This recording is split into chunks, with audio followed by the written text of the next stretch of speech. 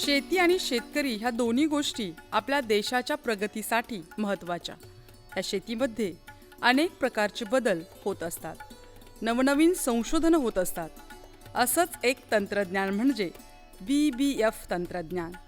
रुंदवरंबा आणि सरी टोकन यंत्र हे पेरणी करण्याचं अवजार ट्रॅक्टरच्या साहाय्याने चालतं आणि त्यामुळे शेतकऱ्यांना कमी खर्चात शेती मशागत, पीक पेरणी आणि त्यायोगे जास्त उत्पादन घेणं शक्य होतं. पूर्वी पेरणी करताना ती मनुष्यांमार्फत केली जायची. कालांतराने त्यात बदल होत गेले आणि संशोधनानंतर पिकाच्या दृष्टीने फायद्याचं अवजार तयार झालं. याविषयी कृषी विज्ञान केंद्र ममुराबाद, जिल्हा जळगाव येथील कृषी अभियांत्रिकी विभागाचे विषय विशेषज्ञ वैभव सूर्यवंशी यांनी सुंदर माहिती दिली. नमस्कार शेतकरी मित्रांनो, मी इंजिनियर वैभव सूर्यवंशी, कृषी विज्ञान केंद्र ममुराबाद फार्म जळगाव या ठिकाणी कृषी अभियांत्रिकी या विषयाचा विषय विशेषज्ञ म्हणून मी काम पाहतो. आज आपण रुंद वरंबा व सरी टोकन यंत्र याविषयी आपण माहिती घेणार आहोत. रुंद वरंबा व सरी टोकन यंत्र हे एक पेरणी करण्यासाठीचं एक यंत्र आहे, जे ट्रॅक्टरच्या सहाय्याने चालतं. आपणा सर्वांना माहीत आहे, फार पूर्वीपासून आपण पेरणी करत असताना मनुष्याच्या सहाय्याने आपण पेरणी करत असतो. मनुष्याच्या सहाय्याने आपण बियाणं फेकून अगोदर पेरणी केली जायची. त्यानंतर कालांतराने बैलचलित अवजारांचा वापर करून, तिफणीचा वापर करून आपण पेरणी करायला लागलो. परंतु वेळोवेळी जे संशोधन झालं, त्या संशोधनामधून असं एक अवजार पुढं आलं की ज्या ठिकाणी आपल्याला जी पेरणी आहे ही बेडवर व्हावी आणि जो काही अवकाळी पाऊस येतोय तो पाणी जमिनीमध्ये न साचता सरीमध्ये साचावं आणि पिकाला कोणताही त्यापासून धोका उत्पन्न होऊ नये यासाठी जे बनवलं गेलेलं जे अवजार आहे त्यालाच रुंद वरंबा व सरी टोकन यंत्र असे म्हणतात. रुंदवरंबा आणि सरी टोकन यंत्र या अवजाराचं संशोधन हैदराबाद इथलं. गेल्या दशकभरात याचा वापर वाढतो आहे, कारण त्याचे फायदे देखील तसेच आहेत. त्याचं संवर्धन करण्यासाठी तसंच योग्य फवारणीसाठी देखील हे तंत्रज्ञान उपयोगी ठरतं. उत्तम उत्पादनासाठी दोन बियाणातील योग्य अंतर ही गोष्ट महत्त्वाची. हा उत्पादनातला महत्त्वाचा उद्देशही या तंत्रज्ञानामुळे, या अवजारामुळे साध्य होतो. रुंद वरंबा व सरी टोकन यंत्र हे अवजार केंद्रीय कोरडवाहू संस्था हैदराबाद यांनी संशोधन केलेलं आहे. या अवजाराचा वापर गेल्या दशकापासून आपल्या या महाराष्ट्र राज्यामध्ये वाढतो आहे. या अवजाराची जर वैशिष्ट्य जर आपण पाहिली तर या अवजारामध्ये पेरणी करत असताना पेरणीबरोबरच आपल्याला बेड आणि त्यावर पेरणी सोबतच सरीही आपल्याला त्यामध्ये पाहायला मिळते, जेणेकरून पडणारा जो अवकाळी पाऊस आहे, खरीप हंगाम असेल तर पडणारा पाऊस त्या सरीमध्ये जिरतो आणि इतर वेळेस आपल्याला जी काही आपण कामं केली जातात ज्यामध्ये प्रामुख्यानं पाणी देण्यासाठी आपल्याला जर आपण मोकळं पाणी देत असेल तर आपल्याला सरीमध्ये आपल्याला पाणी देता येतं. पडलेल्या पावसाचं पाणी सुद्धा संवर्धन आपल्याला त्या ठिकाणी करता येतं. त्याचबरोबर फवारणी करत असताना जो काही मजूर आपली फवारणी करतोय तर त्या ठिकाणी त्याला चालण्यासाठी किंवा फवारणी करता वेळी ज्यावेळेस तो चालतोय तर त्या ठिकाणी आपल्याला योग्य त्या अंतरावर आपल्याला ती फवारणी सुद्धा आपल्याला या यंत्राद्वारे करता येऊ शकते. यंत्राचा मुख्य उद्देश म्हणजे यामध्ये जे वापरलं गेलेलं जे तंत्रज्ञान आहे, ज्याला तिरकस प्लेट प्लांटर म्हणलं जातं, की जे बियाणं उचलण्यासाठीची जी प्लेट त्याच्यामध्ये दिलेली आहे, ज्यामध्ये एका वेळेस एकच बियाणं उचललं जातं. त्यामुळं दोन बियाणामधील अंतर सारखं ठेवलं जातं, जेणेकरून त्याची वाढ होण्यासाठी जो काही पुरेसा त्याच्या जवळची जी जागा आहे ती त्याला मिळते आणि त्याचा फायदा आपल्याला उत्पादनात मिळू शकतो. BBF तंत्रज्ञानामुळे वेगवेगळ्या बियाणांची पेरणी करता येऊ शकते. आंतर मशागतीसाठीही याचा फायदा होतो आणि आंतरपीकही घेता येतं. या यंत्रामध्ये ज्यावेळेस आपण बियाणाची पेरणी करत आहोत, त्यामध्ये वेगवेगळ्या प्रकारचे बियाणं या यंत्राद्वारे आपल्याला पेरता येतात. ज्यामध्ये आपण पेरणीसाठी वापरणारं जे बियाणं आहे, कांद्यासारखं छोट्यातलं छोटं बियाणापासून मक्या किंवा भुईमुगासारखं मोठ्या साईजचं बियाणंसुद्धा आपल्याला या यंत्राद्वारे पेरता येऊ शकतं. या यंत्राचा अजून एक फायदा असा आहे, की यंत्र हे 4 दाते, 5 दाते आणि 3 दात्यामध्ये जर आपल्याला बदल जर केला, तर आपल्याला आंतरमशागतीसाठी सुद्धा या यंत्राचा वापर करता येऊ शकतो.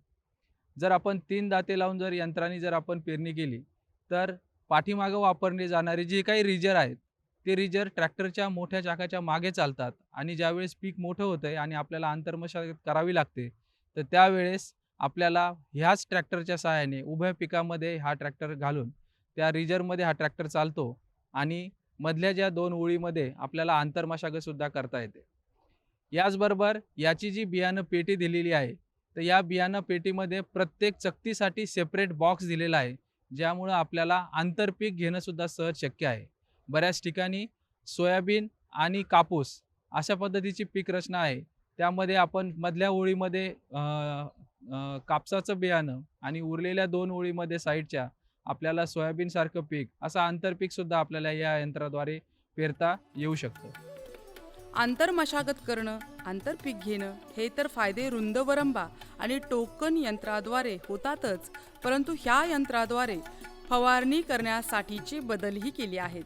या यंत्राद्वारे आपल्याला आंतरमशागत तर करता येते हे आपण पाहिलं, परंतु जर आपल्याला फवारणी करायची असेल, तर या यंत्रामध्ये काही बदल वसंतराव नाईक मराठवाडा कृषी विद्यापीठ परभणी यांनी केलेत. ज्यामध्ये 5 दाते यंत्र, त्याचबरोबर त्यामध्ये फवारणीसाठी लागणारं एस-टी-पीचं माध्यम या ठिकाणी वापरले गेले, जेणेकरून आपल्याला पेरणीबरोबर फवारणी करता येते आणि आंतरमशागतीबरोबर सुद्धा आपल्याला फवारणी या यंत्राद्वारे करता येते.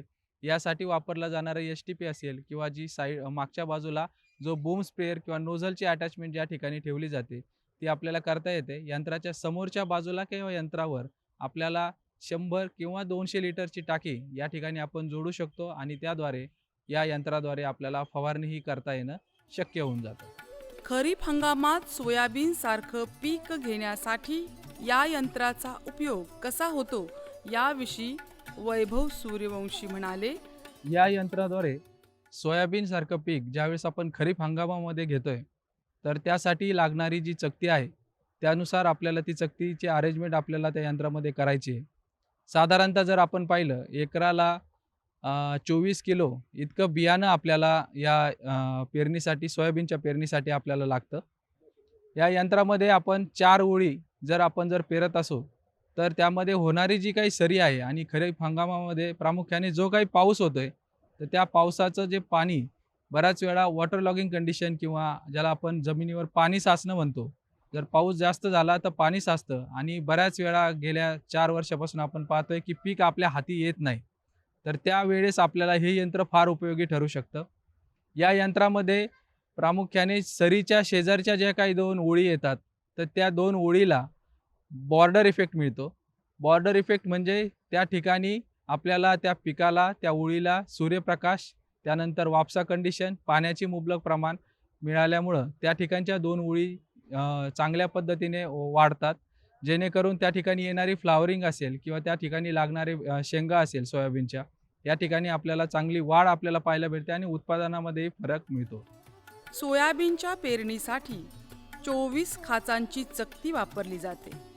याचप्रमाणे वेगवेगळ्या पिकांसाठी वेगवेगळ्या प्रकारच्या चकत्या येतात आणि त्यामुळे उत्पादनात चांगल्या प्रकारे वाढ होण्यास मदत होते.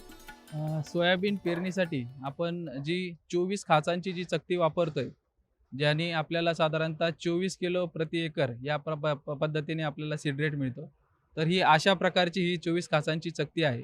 यंत्राला ही जी चकती आहे, ही अशा पद्धतीने तिरकी आपल्याला जोडता येते, जेणेकरून याच्या प्रत्येक खाचेमध्ये आपल्याला जे बियाणं आहे, ते खाचेमध्ये बियाणं फसतं आणि एक बियाणं उचललं गेल्यामुळं प्रत्येक बियाणामधील अंतर आपल्याला सारखं आपल्याला मिळतं. अशाच पद्धतीने वेगवेगळ्या पिकांसाठी वेगवेगळ्या चकत्या येतात. त्याचा वापर आपण त्या पीक पद्धतीनुसार आपल्याला ते पीक पेरण्यासाठी वापरता येतो.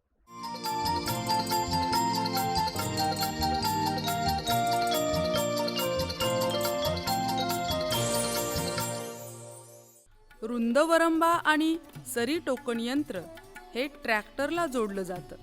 ही जोडणी सोपी व्हावी यासाठी काय करणं गरजेचं आहे हे सांगत वैभव सूर्यवंशी यांनी सोयाबीन पेरणीसाठी विद्यापीठाच्या शिफारशीनुसार बियाणं वापरणं याचं महत्त्व आणि त्यानंतरची योजना कशी असावी या गोष्टी सहजपणे स्पष्ट केल्या. यंत्र वापरत असताना आपल्याला ट्रॅक्टरला ज्यावेळेस आपण ते जोडतोय तर त्यासाठी ट्रॅक्टरची जी 3 पॉईंट लिंकेज याला आपण म्हणतो की ज्याला अवजार जोडलं जातं, यामध्ये जर आपण ट्रॅक्टरच्या मागून उभं राहिलो तर आपल्या डाव्या बाजूला जी लिंक आहे त्या लिंकला अगोदर आपल्याला ते अवजार जोडायचे, नंतर उजवी बाजू आणि नंतर टॉप लिंक. हे सर्व करत असताना लोअर लिंकच्या ज्या साईड पट्ट्या आहे किंवा जी चेन आहे ही आपल्याला ढिली आपल्याला अगोदर करायची आहे, जेणेकरून आपल्याला अवजार जोडणं त्याला सोपं होतं. अवजार जोडल्यानंतर ते अवजार समांतर आहे का, हॉरिझॉन्टल आहे का, हे आपल्याला पाहायचं आहे. त्यासाठी समान जागेवर समांतर जागेवर आपल्याला ट्रॅक्टर अवजारासकट आपल्याला त्या ठिकाणी न्यायचं आहे, जेणेकरून आपल्याला ते अवजार ज्यावेळेस आपण त्याला लिव्हरच्या सहाय्याने वरती उचलू तर एकाच वेळेस अवजार वरती लिफ्ट झालं पाहिजे आणि एकाच वेळेस परत ते खालीही गेलं पाहिजे. तर अशा पद्धतीची अरेंजमेंट आपल्याला त्यामध्ये करायची आहे. त्याचबरोबर आपल्याला जी काही सोयाबीनसारखं ज्यावेळेस आपण पीक पेरायचं आहे, तर जी आपली विद्यापीठाची जी शिफारस आहे 18 इंच म्हणजेच 45 सेंटीमीटरवर ज्यावेळेस आपल्याला ते पेरायचं आहे, तर त्यामधील 2 दात्यामधील अंतर आपल्याला मेंटेन करायचं आहे. बियाणं पेटीमध्ये प्रत्येक बॉक्समध्ये जे काही आता हे जे पेरणी यंत्र आहे हे 5 चकत्या त्यामध्ये वापरल्या जात आहेत. तर 5 ज्याचे वेगवेगळे बॉक्स आहेत त्यामध्ये आपल्याला ते बियाण्याचा बॉक्स साधारणतः 3/4 तो बियाण्याचा बॉक्स आपल्याला भरायचा आहे. समोरच्या बाजूला खतांची अरेंजमेंट केलेली आहे.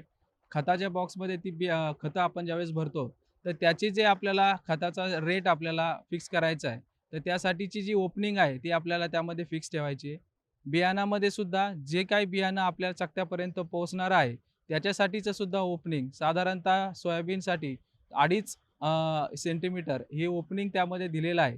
तर त्यामध्ये आपल्याला ते ठेवायचं आहे आणि आपल्याला ही पेरणी करायच्या वेळेस आपल्याला अशी ज्यावेळेस आपण जोडणी करू तर पेरणी व्यवस्थितरित्या केली जाते.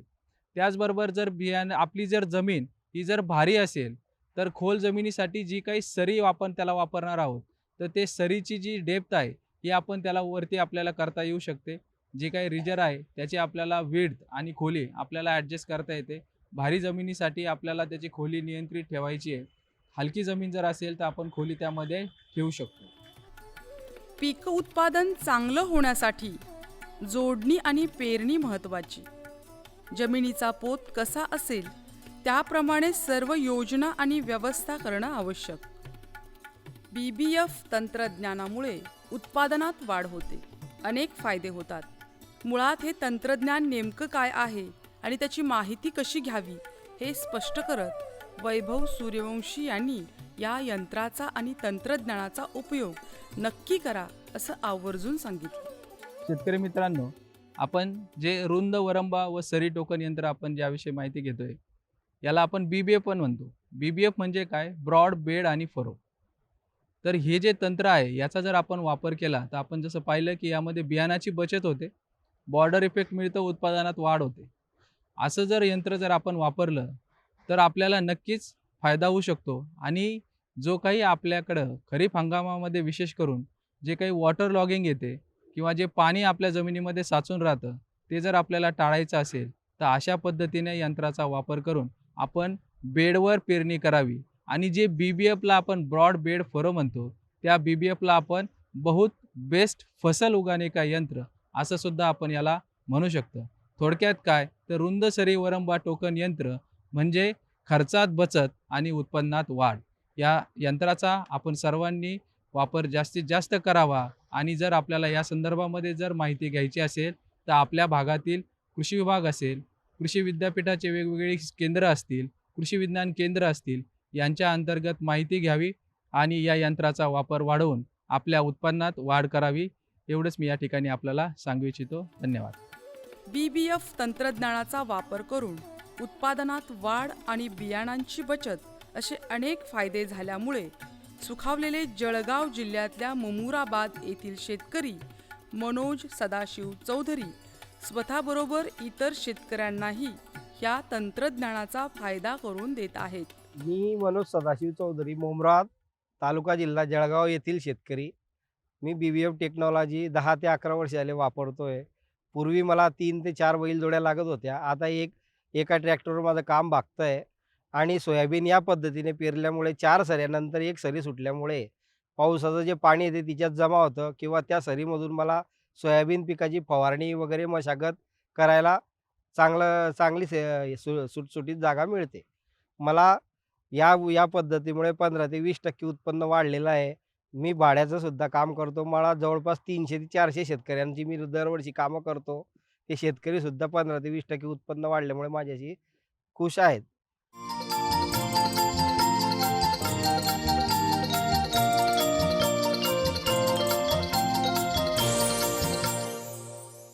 नवीन तंत्रज्ञान आणि नवीन यंत्र वापरत असताना त्याचे फायदे लक्षात घेतले की त्या गोष्टीचं महत्त्व लक्षात येतं.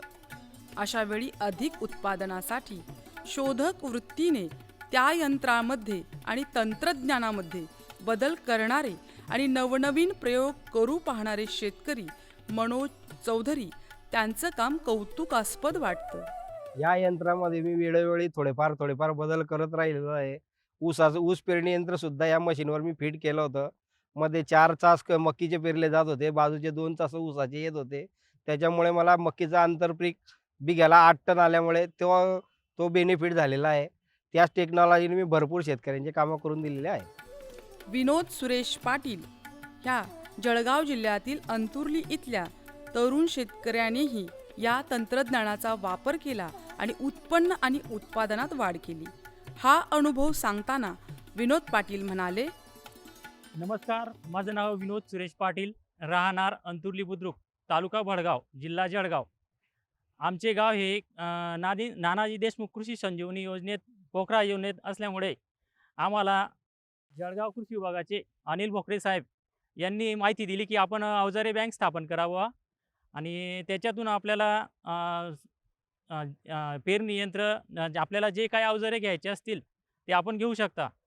मग त्याच्यामध्ये आम्हाला कृषी विज्ञान केंद्राचे सूर्यवंशी साहेब यांच्याशी मला संपर्क झाला. ते मला असे म्हटले की आपण पेरणी यंत्र घ्यावं याच्यातून.